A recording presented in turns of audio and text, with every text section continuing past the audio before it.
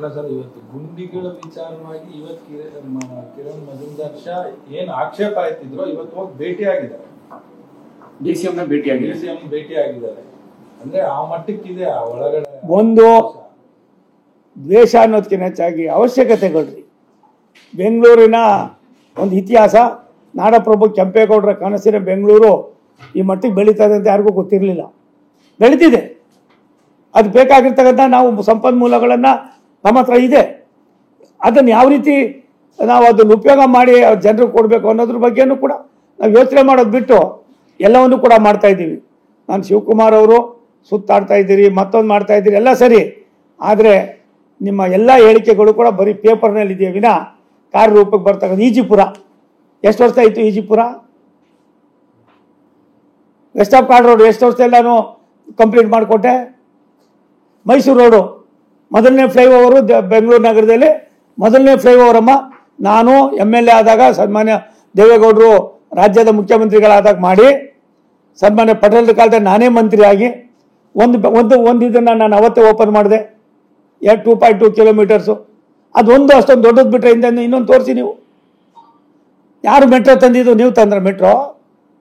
ನಿಮ್ಮ ಮುಖ್ಯಮಂತ್ರಿಗಳಾದ ವೀರಪ್ಪ ಮೊಯ್ಲಿ ಏನು ಬರೆದಿದ್ರು? ಇದು ನಥಿಂಗ್ ಬಟ್ ವೈಟ್ ಎಲಿಫೆಂಟ್ ಅಂತ ಬರೆದಿದ್ರು. ನನ್ನ ಕಾಲದಲ್ಲಿ ಮಾಡಿದ್ವಿ. ಬೆಟರ್ಮೆಂಟ್ ಚಾರ್ಜು ಪಟೇಲ್ರಿದ್ದಾಗ 50 ರೂಪಾಯಿ 100 ರೂಪಾಯಿ ಮಾಡಿದ್ದು ನಾನು.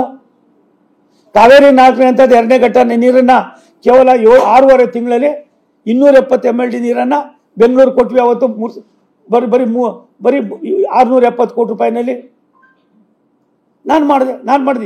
ಏನು ಮಾಡಿದಿರಿ? ಎ ಖಾತೆ ಬಿ ಖಾತೆ ಅನ್ನೋದು ನನಗೂ ಕೂಡ ತುಂಬ ಚೆನ್ನಾಗಿ ಗೊತ್ತಿದೆ. ಅದೇನೇನು ಮಾಡ್ತಿರೋ ನೋಡ್ತಾ ಇದ್ದೀನಿ ಸುಮ್ಮನೆ. ಆದರೆ ಒಂದು ಸತ್ಯ, ಬೆಂಗಳೂರು ನಗರದ ಜನಕ್ಕೆ 1,65,000 ಅನಾಥರೈಸ್ ನೆಲ್ಲಿಗಳಿದ್ದವು ನನ್ನ ಕಾಲದಲ್ಲಿ.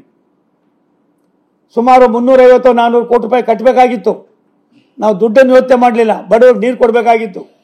1,500 ರೂಪಾಯಿ ಕಟ್ಬಿಟ್ಟು ಅವ್ನ ಮನೆಗೆ ನೆಲ್ಲಿಗಳೆಲ್ಲ ಸಕ್ರಮ ಮಾಡಿಸಿದೆ. ಇವೆಲ್ಲ ಇತಿಹಾಸದಲ್ಲಿದೆ, ವ್ಯವಸ್ಥೆಯಲ್ಲಿದೆ. ಇದನ್ನು ಬಿಟ್ಬಿಟ್ಟು ಅದನ್ನು ಮಾಡಿರಿ ಅಂದರೆ 5%. ಇವತ್ತಿನ ವ್ಯಾಲ್ಯೂ ಎಷ್ಟಿತ್ತು? ಅವತ್ತು 2,000, 3,000, 5,000, 10,000ಕ್ಕೆ ಒಂದೊಂದು ಸೈಟ್ ತೊಗೊಂಡಿದ್ದಾರೆ. 20, 30, 40 ಸೈಟು. ನೀವು ಕಟ್ಟಿ ಅಂತಂದರೆ 1 ಲಕ್ಷ, 2 ಲಕ್ಷ, 4 ಲಕ್ಷ, 5 ಲಕ್ಷ, 8 ಲಕ್ಷ, 10 ಲಕ್ಷ ಆಯ್ತದೆ. ಅದಾದಮೇಲೆ ಏನು ಮಾಡ್ತೀರಿ? 3 ಫ್ಲೋರ್ ಇದೆ, ಅನಾಥರೈಸ್ ಇದೆ.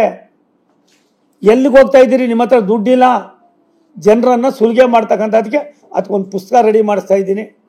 ಅದು ಯಾವ ಕಾಲದಲ್ಲಿ ಬಿಡಬೇಕು ಬಿಡುಗಡೆ ಮಾಡ್ತೀವಿ.